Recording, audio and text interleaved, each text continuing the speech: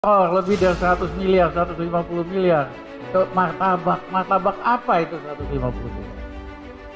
Jadi itu money laundering.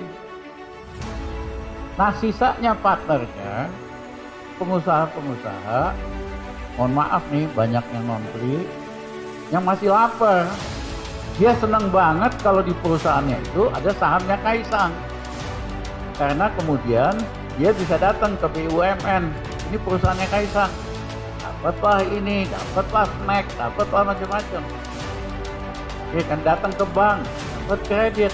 Jadi pengusaha lapar ini, yang masih lapar ini, doyan banget supaya ada anak presiden sahamnya, supaya bisa dapat ini.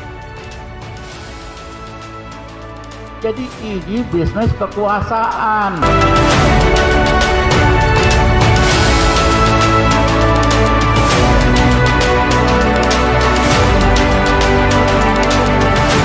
Hari ini misalnya harga pupuk naiknya luar biasa. Kalau pupuk yang bersubsidi itu susah nyarinya. Jadi banyak petani musim tanam ini kan musim tanam, ini Desember. Jadi banyak petani yang nggak mau nanam hari ini. Kenapa? Kalau dia nanam, harga pupuknya dibandingin harga pupuk, dia pasti rugi. Mau pakai pupuk subsidi, nggak ada. Mau pakai pupuk nggak subsidi, udah pasti rugi. Jadi harusnya panen raya nanti bisa-bisa panen tuh berkurang. Harga minyak goreng naik. Pemerintahnya diem aja. Saya ingat zaman Gus Dur, saya Menhu, harga minyak goreng naik lebih dari 100%. Karena harga sawit di luar negeri naik 100% lebih. Jadi pengusaha raja-raja sawit, dia pakai, ambil jatah di dalam negeri, dia jual ke luar negeri. Sehingga harga minyak goreng naik lebih dari 100%. Saya panggil anak buah saya. Waktu itu anak buah saya namanya Jenderal Luhut Panjaitan.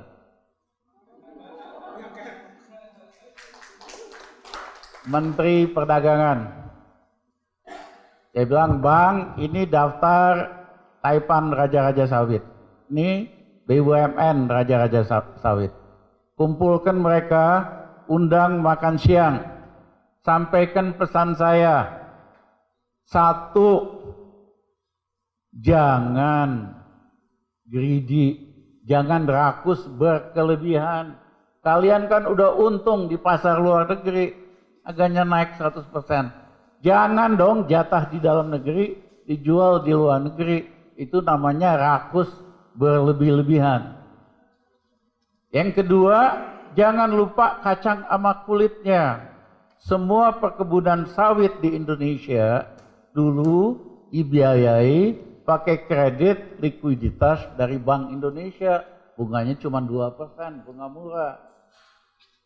Yang ketiga, kalau dalam 1 bulan harga minyak goreng dalam negeri nggak turun, saya akan periksa semua pajaknya raja-raja sawit ini. Kalau ada yang nggak beres, nggak ada ampun. Luhut Panjaitan, gua seneng banget dapat kerjaan ini. Aku mantan Jenderal Kopassus, gua paling doyan nginjek kaki orang. Gayanya kan begitu. Kumpulkanlah raja-raja sawit ini. Kasih tahu, saya dapat pesan dari bos saya, Menku, Dr. Rizal Ramli.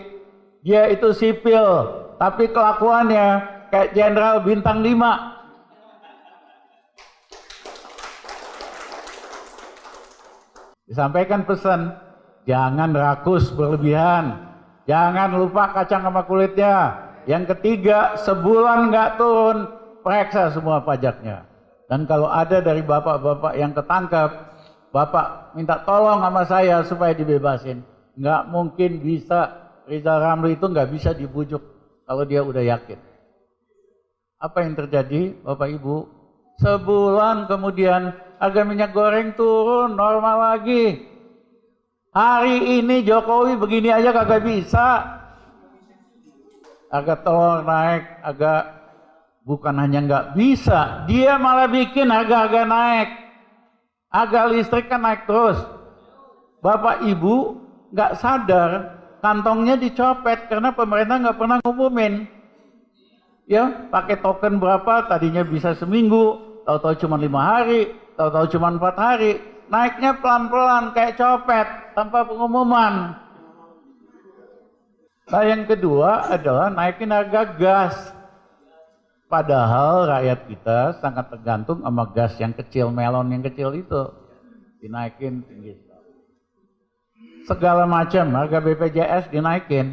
Jadi yang naikin harga itu bukan hanya karena di luar negeri harganya naik. Pemerintah Jokowi dengan sengaja naikin harga.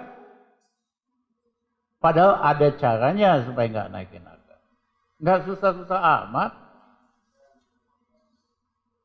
Ya, misalnya Indonesia kan eksportir batu bara besar. Batu bara itu harganya naik dari $60 per ton ke $220 per ton, hampir 3 kali.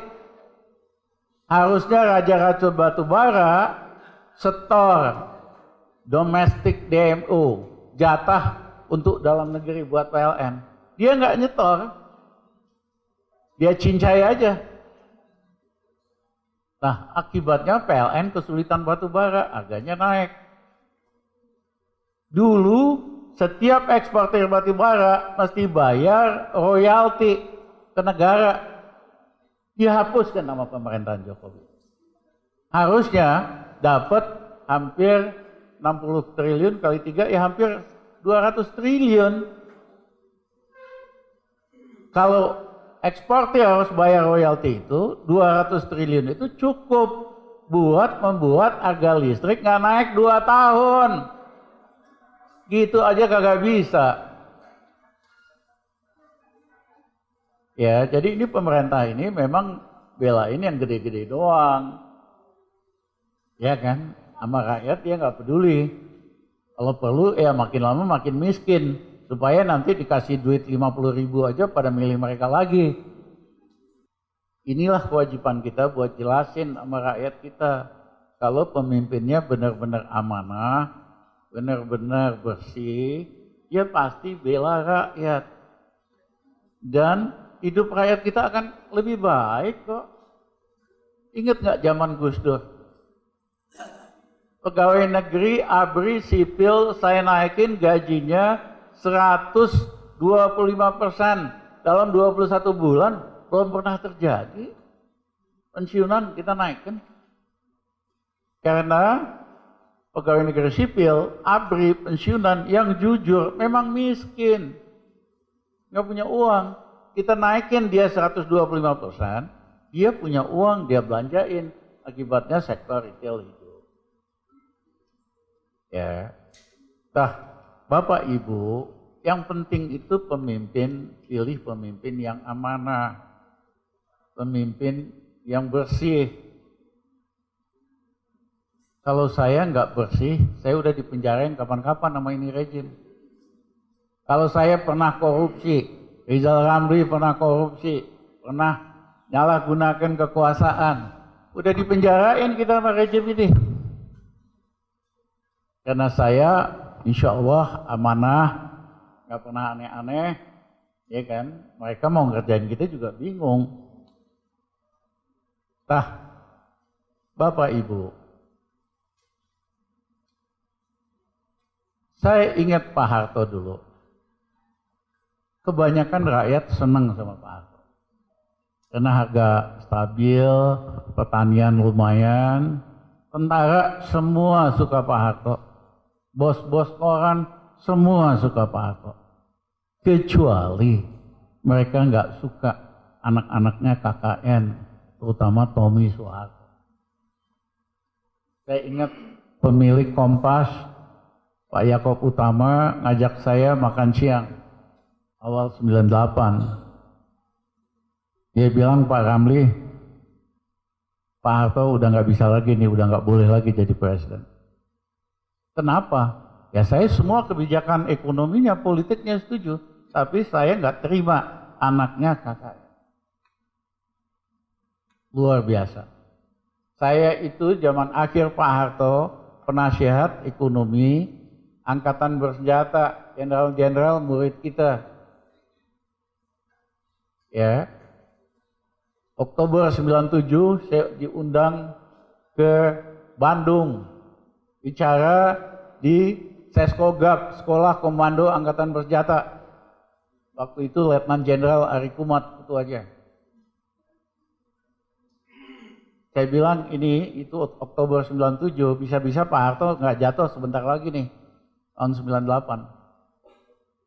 Ya, karena ekonomi makin susah, juga udah kelamaan, dan kebanyakan jenderal-jenderal yang hadir di situ nggak suka Pak Harto karena KKN anak-anaknya. Dia anggap keterlaluan. Itulah kenapa sampai Maret semua orang masih percaya Pak Harto kuat banget, kan baru terpilih 11 Maret 98. April semua elit percaya, Mei jatuh. Hari ini Jokowi nggak belajar, baru kuasa 7 tahun, anaknya kelakuannya udah kacau, udah KKN. Pak Harto anaknya ngaco-ngaco itu udah puasa 10-12 tahun. Ini baru 7 tahun. Sebagian dari partner bisnisnya itu yang bakar hutan 3-4 tahun yang lalu. Ya, harusnya kena denda triliunan, bisa masuk penjara. Mereka dendanya dikurangin, bahkan ada yang nggak bayar. Tapi mereka pada nyetor semua sama sang pisang, sang cendol, sang martabak. Ada yang store 70 miliar hanya buat jualan cendol. Coba dikasih sama ibu 70 miliar. Purwakarta nih isinya cendol semua. Iya kan? Ada yang nyetor lebih dari 100 miliar, 150 miliar ke martabak. Martabak apa itu 150 miliar? Jadi itu money laundering. Nah, sisanya partnernya pengusaha-pengusaha, mohon maaf nih banyak yang non-pri, yang masih lapar. Dia senang banget kalau di perusahaannya itu ada sahamnya Kaisang. Karena kemudian dia bisa datang ke BUMN, ini perusahaannya Kaisang. Dapatlah ini, dapatlah snack, dapatlah macam-macam. Ya kan, datang ke bank, dapat kredit. Jadi pengusaha lapar ini, yang masih lapar ini, doyan banget supaya ada anak presiden sahamnya, supaya bisa dapetin. Jadi ini bisnis kekuasaan, bukan profesional, bukan anak muda yang inovatif, kreatif. Saya berikan kontras. Gus Dur kan waktu itu mau dijatuhkan salah satu pakai Bulog Gate. Ingat nggak? Sampai ada sidang khusus di MPR mau jatuhkan Gus Dur. Karena ada tukang pijet Gus Dur, namanya Suwondo. Kerjanya cuma mijet Gus Dur doang. Tapi dia cerita di luar, dia bisa pengaruhin Gus Dur. Sehingga wakil ketua Bulog waktu itu, Sapuan, pengen jadi ketua Bulog. Dia sogok nih si tukang pijet Suwondo 35 miliar. Dengan harapan si tukang pijet ini yakinin Gus Dur, Sapuan yang jadi ketua Bulog. Pakai duit Bulog tuh. Apa yang terjadi? Siapa yang diangkat jadi ketua Bulog oleh Gus Dur? Namanya Pak Kiai Rizal Ramli.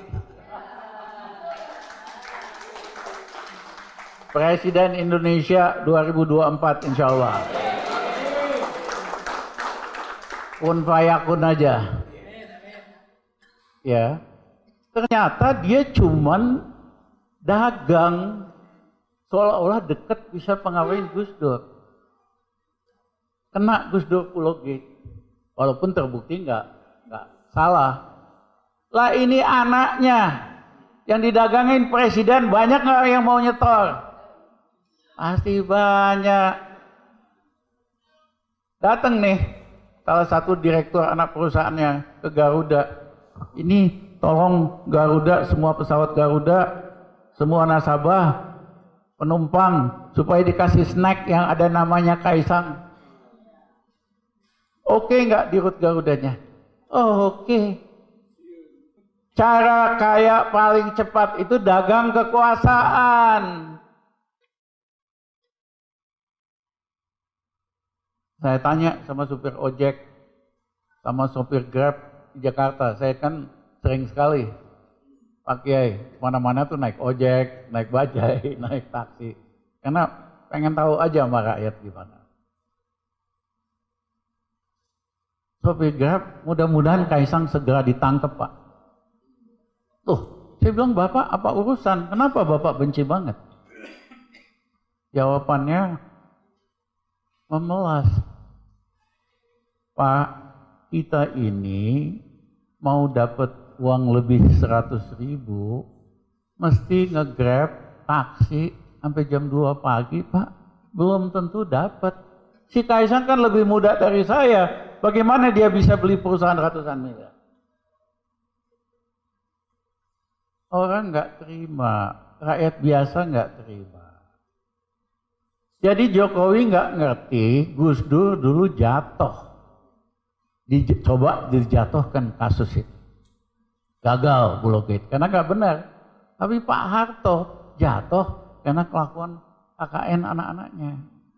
Nah, memang negara kita ini feudal.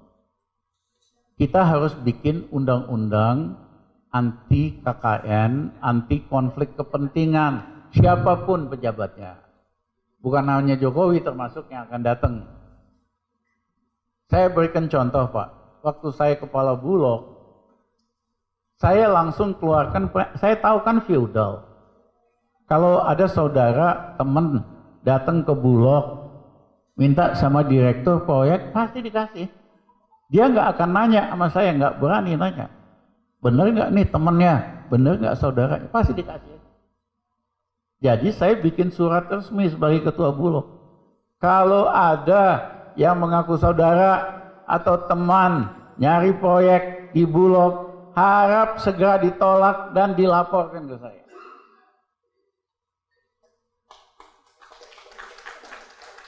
Mohon maaf Bu, kagak ada pejabat yang kayak gitu. Walaupun saya disebelin juga sama teman-teman. Ya tapi jangan gitulah. Karena mudah sekali. Saya akan berikan contoh. Yang kedua, Pak. Waktu istri saya itu arsitek, lulusan ITB sama Harvard. Almarhum. Yang mendesain Mega Kuningan. Yang memperkenalkan minimalis arsitektur di Indonesia. Tukangnya waktu itu sampai 200 orang. Waktu saya Menko, dia diajak makan siang sama temennya, diajak makan siang lagi sama temennya, ibu, ternyata istrinya konglomerat. Istri konglomerat ini minta tolong bilang sama bapak, dia ada kasus BLBI, tolong dibantu diselesaikan. Kalau berhasil, kita mau kasih ibu tanah 20 hektar di Jakarta Barat. 20 hektar Jakarta Barat, belasan triliun, Pak. Almarhum istri saya nggak berani cerita langsung sama saya, karena dia tahu saya pasti marah. Baru cerita 6 bulan kemudian, dia bilang, Mas, saya diajak makan siang, ternyata ada istri konglomerat ini, minta tolong. Saya tolak, karena saya tahu Mas pasti marah. Ya. Saya memang marah, ngapain kamu masih ketemu orang kayak begitu? Ya enggak, kan saya diajak teman-teman. Cerita lain lagi nih, saya waktu Menko jalan ke Sumatera, anak saya laki-laki, ya kan, namanya Dipo. Waktu itu SMA kelas 1. Di perjalanan waktu kita berhenti di restoran, dia bilang, "Pak, aku seneng banget, Pak. Seneng banget." Apa? Saya baru aja ditawarin jadi direktur di perusahaan sawit besar. Saya mau dikasih saham 15%. Anak SMA kelas 1 bangga. Saya bilang, emang kamu siapa? Kalau kamu bukan anak Rizal Ramli, biar kata kamu udah sarjana, nggak bakal kamu ditawarin kerjaan. Apalagi dikasih saham 15%. Itu kan mereka mau nyogok Bapak lewat kamu. Pak, itu ada pisau makan, saya kasih sama dia. Kamu ini mau ngancurin saya, cita-cita kita, kamu tusuk aja saya. Saya ngomong itu sembari nangis pakai. Ya, dia pun akhirnya nangis, kita peluk-pelukan. Kamu nggak usah gitu-gitu deh, belajar aja nanti kamu bisa jadi apa aja. Jangan ikut gaya Indonesia, bapaknya yang kuasa, anaknya yang disogok. Nah, jadi pejabat itu kalau dia disogok beres.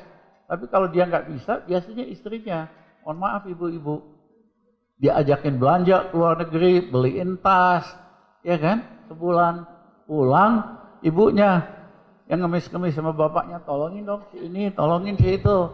Akhirnya daripada di veto si bapak, ya kan?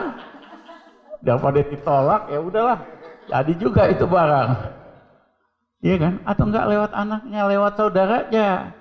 Mohon maaf, mereka tuh kerjanya gitu semua. Makanya pejabat itu bisa dites. 2 tahun aja biasanya udah rusak, Pak. Orang baik nih, orang lurus, 2 tahun rusak. Oleh karena itu, perlu ada undang-undang anti konflik kepentingan. Di luar negeri kayak begitu. Di Inggris, Perdana Menteri Thatcher, anaknya juga bisnis kekuasaan gini, akhirnya Thatcher diadili di DPR Inggris. Akhirnya Thatcher usir anaknya, nggak boleh tinggal di Inggris, kabur ke Amerika. Perdana Menteri Jepang juga sama.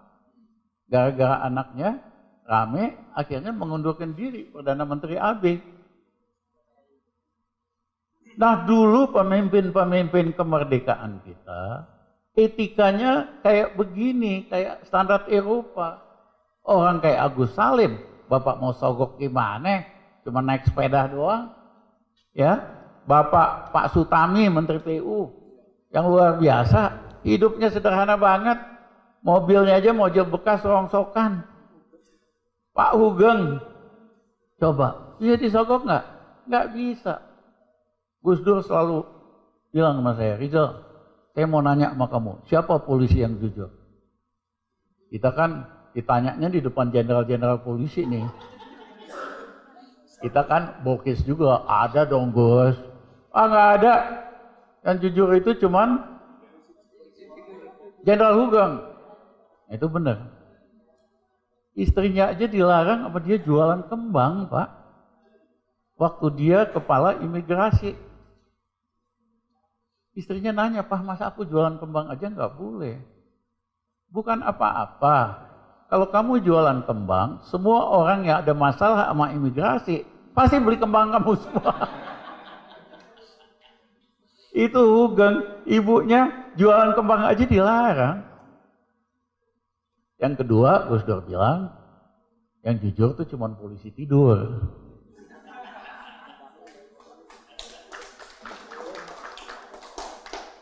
Ada lagi nggak? Jadi Gus Dur itu ngomong gini depan jenderal-jenderal, Pak. Jenderal-jenderal tuh udah sebel banget, jenderal polisi. Tanya gitu. Ada yang jujur lagi nggak? Ada. Polisi tidur. Ada satu lagi di sini, Ibu Kombes itu. Nah, itu jujur.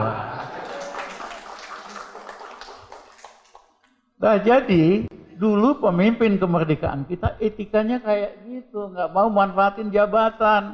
Karena dia tahu rakyatnya susah. Hari ini baru aja mohon maaf jadi wali kota, bupati, waduh kelakuannya minus banget. Saya pernah ke Bandung tuh beberapa tahun yang lalu, makan di restoran Sunda Jalan Dago kan ada tuh, iya kan? Tiba-tiba datang Pak Bupati, dikawal sama 7 orang, iya kan? Mau buka sepatu nggak bisa, dibukain tuh Pak. Itu satpamnya cerita sama saya, Pak Ramli kan Menko lebih tinggi banget, nggak dikawal, pakai sepatu sendiri, kok bisa Pak Bupati? Naik pesawat dikawal, diaturin.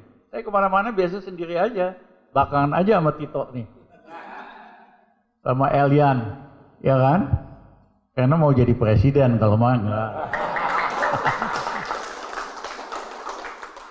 Ya jadi kita harus bikin undang-undang gitu, supaya lain kali jabatan itu amanah. Nah salah satu adalah karena threshold ambang batas ini. Bapak misalnya, Pak apa tadi itu? Ya Dr. Hadi mau jadi bupati. Dia mesti nyewa partai.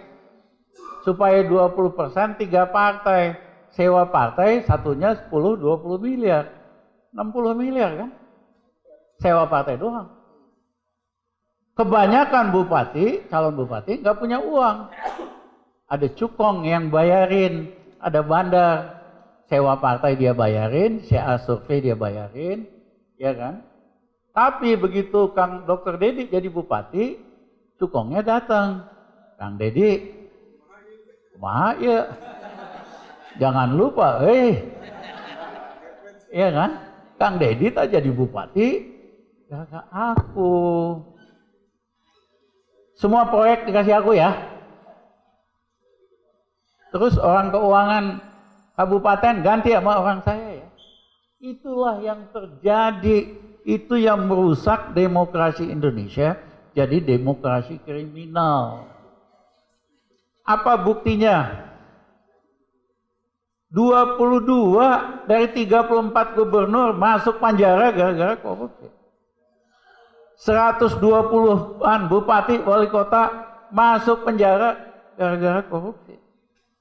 Itu kan bukan oknum, itu sistem. Makanya kami sejak 1 tahun yang lalu gempur terus threshold ini supaya nol. Tidak ada di seluruh dunia sistem threshold-thresholdan. Tidak ada di Undang-Undang Dasar 45 threshold-thresholdan. Partai yang boleh ngajukan calon presiden. Tapi buat lolos itu kan partai susah. Mesti punya cabang di 34 provinsi. Di 400 kabupaten, di 500 kecamatan. Itu susah. Ya mereka berhak ngajukan presiden. Nggak perlu lewat threshold lagi. Ini akal-akalan mereka aja buat ngatur-ngatur. Sehingga yang dapat nanti boneka lagi. Habis Jokowi ini mereka udah sibuk nih. Mau cari boneka baru yang bisa diatur. Jadi Bapak Ibu, mohon kali ini kita pilihlah pemimpin yang amanah dan bersih. Sehingga begitu mereka terpilih, mereka bekerja buat rakyat sama bangsa kita. Bukan buat cukong sama bandar. Untuk itu kita mesti jebol threshold ini jadi nol. Jadi terima kasih. Lebih bagus saya mendengarkan dari Bapak Ibu. Saya mau belajar banyak tentang Purwakarta. Terutama kumaha carana penduduknya eta teh kurang dari 1 juta. Tapi bikin heboh lebih hebat dari orang Bogor.